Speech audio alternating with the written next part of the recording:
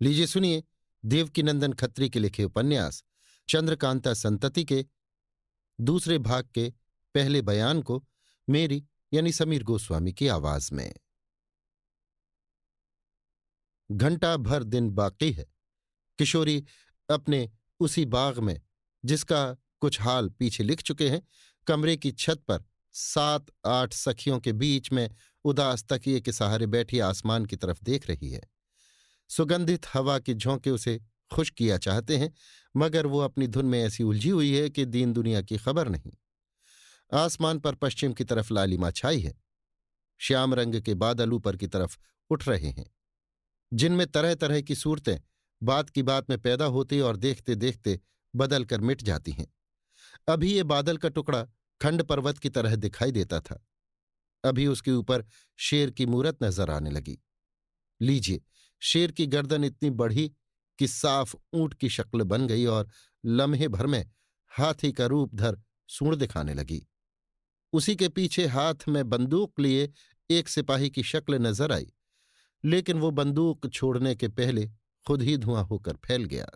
बादलों की ये अय्यारी इस समय न मालूम कितने आदमी देख देख कर खुश होते होंगे, मगर किशोरी के दिल की धड़कन इसे देख देख कर बढ़ती ही जाती है।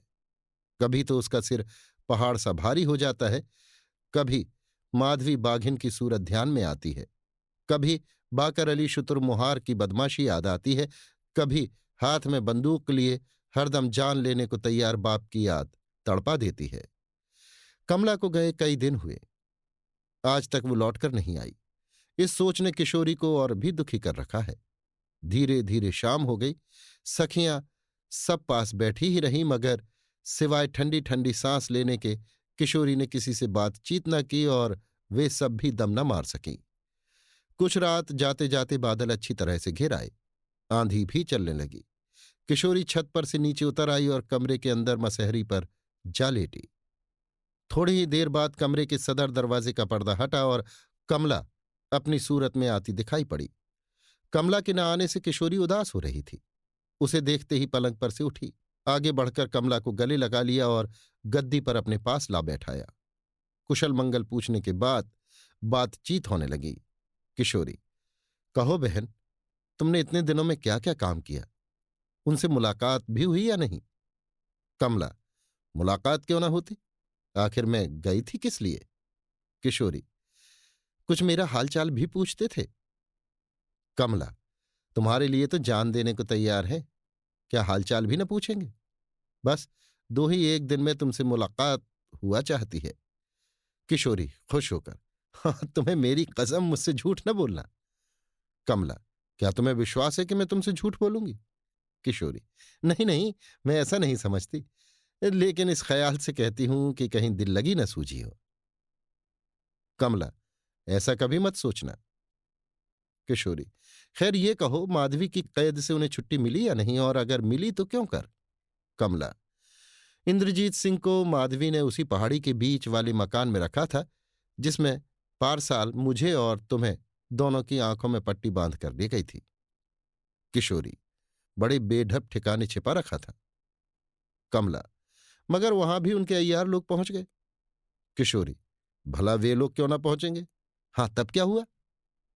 कमला किशोरी की सखियों और लौंडियों की तरफ देख के: तुम लोग जाओ, अपना काम करो। किशोरी: हाँ, अभी काम नहीं है, फिर बुलावेंगे तो आना।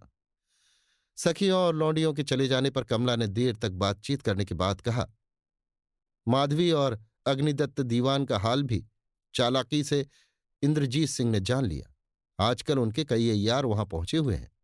ताज्जुब नहीं कि 10-5 दिन में वे लोग उस राज्य को ही गारत कर डालें। किशोरी: मगर तुम तो कहती हो कि इंद्रजीत सिंह वहां से छूट गए। कमला: हाँ, इंद्रजीत सिंह तो वहां से छूट गए, मगर उनके अय्यारों ने अभी तक माधवी का पीछा नहीं छोड़ा। इंद्रजीत सिंह के छुड़ाने का बंदोबस्त तो उनके अय्यारों ही ने किया था, मगर आखिर में मेरे ही हाथ से उन्हें छुट्टी मिली। मैं उन्हें चुनार पहुंचाकर तब यहां आई हूं, और जो कुछ मेरी जुबानी उन्होंने तुम्हें कहला भेजा है, उसे कहना तथा उनकी बात मानना ही मुनासिब समझती हूं। किशोरी: उन्होंने क्या कहा है? कमला: यूं तो वे मेरे सामने बहुत कुछ बक गए, मगर असल मतलब उसका यही है कि तुम चुपचाप चुनार उनके पास बहुत जल्द पहुंच जाओ। किशोरी देर तक सोचकर, मैं तो अभी चुनार जाने को तैयार हूं, मगर इसमें बड़ी हंसाई होगी। कमला, अगर तुम हंसाई का ख्याल करोगी तो बस हो चुका, क्योंकि तुम्हारे माँ बाप इंद्रजीत सिंह के पूरे दुश्मन हो रहे हैं। जो तुम चाहती हो उसे वे खुशी से कभी मंजूर न करेंगे। आखिर जब तुम अपने मन की करोगी तभी लोग हंसेंगे। ऐसा ही है तो इंद्रजीत सिंह का ध्यान दिल से दूर करो या फिर बदनामी कबूल करो।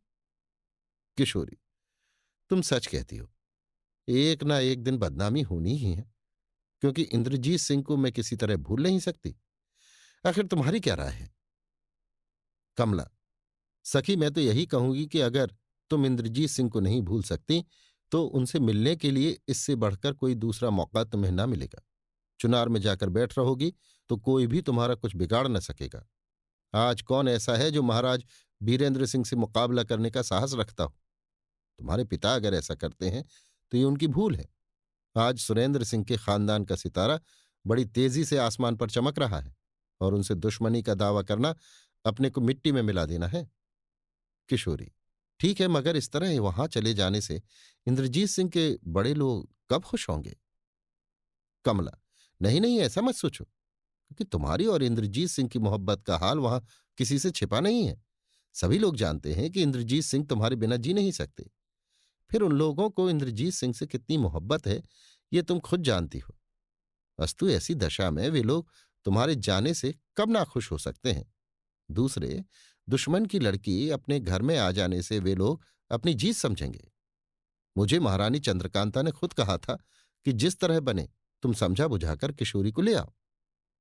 बल्कि उन्होंने अपनी खास सवारी का रथ और कई लौंडी गुलाम भी मेरे साथ भेजे हैं। किशोरी चौंक कर, क्या उन लोगों को अपने साथ लाई हो? कमला, हाँ, जब महारानी चंद्रकांता की इतनी मोहब्बत तुम पर देखी तभी तो मैं भी वहां चलने के लिए राय देती हूं। किशोरी, अगर ऐसा है तो मैं किसी तरह रुक नहीं सकती, अभी तुम्हारे साथ चली चलूंगी। मगर देखो सखी, तुम्हें बराबर मेरे साथ रहना पड़ेगा। कमला, भला मैं कभी तुम्हारा साथ छोड़ सकती हूं? किशोरी, अच्छा, तो यहां किसी से कुछ कहना सुनना तो नहीं? कमला, किसी से कुछ कहने की जरूरत नहीं, बल्कि तुम्हारी इन सखियों और लौंडियों को भी कुछ पता न लगना चाहिए जिनको मैंने इस समय यहां से हटा दिया है। किशोरी, वो रथ कहाँ खड़ा है? कमला, इसी बगल वाली आम की बारी में रथ और चुनार से आए हुए लौंडी गुलाम सब मौजूद है। किशोरी, खैर चलो, देखा जाएगा, राम मालिक है। किशोरी को साथ ले कमला चुपके से कमरे के बाहर निकली और पेड़ों में छिपती हुई बाग से निकलकर बहुत जल्द उस आम की बारी में जा पहुंची जिसमें रथ और लौंडी गुलामों के मौजूद रहने का पता दिया था। वहां किशोरी ने कई लौंडी गुलामों और उस रथ को भी मौजूद पाया जिसमें बहुत तेज चलने वाले ऊंचे काले रंग के नागौरी बैलों की जोड़ी जुती हुई थी। किशोरी और कमला दोनों सवार हुईं और रथ तेजी के साथ रवाना हुआ। इधर घंटा भर बीत जाने पर भी जब किशोरी ने अपनी सखियों और लौंडियों को आवाज न दी तब वे लाचार होकर बिना बुलाए उस कमरे में पहुंची जिसमें कमला और किशोरी को छोड़ गई थी। मगर वहां दोनों में से किसी को भी मौजूद न पाया। घबरा कर इधर उधर ढूंढने लगी, कहीं पता न चला। तमाम बाग छान डाला पर किसी की सूरत दिखाई न पड़ी। सबों में खलबली मच गई, मगर क्या हो सकता था? आधी रात तक कोलाहल मचा रहा। उस समय कमला भी वहां आ मौजूद हुई। सबों ने उसे चारों तरफ से घेर लिया और पूछा, हमारी किशोरी कहाँ है? कमला, ये क्या मामला है जो तुम लोग इस तरह से घबरा रही हो? क्या किशोरी कहीं चली गई? एक, चली नहीं गई तो कहाँ है? तुम उन्हें कहाँ छोड़ आई? कमला, क्या किशोरी को मैं अपने साथ ले गई थी जो मुझसे पूछती हो? वो कब से गायब है? एक, पहर भर से तो हम लोग ढूंढ रही हैं। तुम दोनों इसी कमरे में बातें कर रही थी। हम लोगों को हट जाने के लिए कहा, फिर न मालूम क्या हुआ, कहाँ चली गई। कमला, बस बस, अब मैं समझ गई, तुम लोगों ने धोखा खाया। मैं तो अभी चली ही आती हूं। हाय, ये क्या हुआ? बेशक दुश्मन अपना काम कर गए और हम लोगों को आफत में डाल गए। हाय, अब मैं क्या करूं, कहां जाऊं, किससे पूछूं कि मेरी प्यारी किशोरी को कौन ले गया? अभी आप सुन रहे थे देवकीनंदन खत्री के लिखे उपन्यास चंद्रकांता संतति के दूसरे भाग के पहले बयान को मेरी यानी समीर गोस्वामी की आवाज में।